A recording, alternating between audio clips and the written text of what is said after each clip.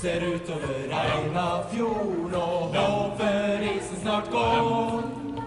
Med tida blir det vel vår, for jeg har et opplegg klart.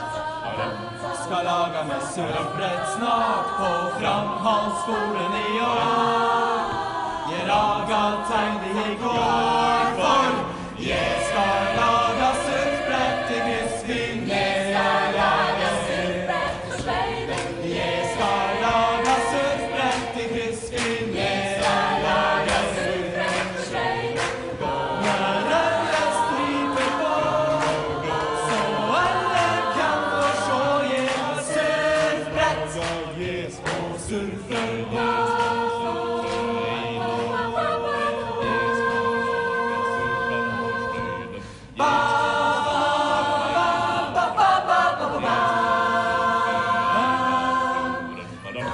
I TV på rommet mitt, der så jeg svart og kvitt en kar som surfer så flott.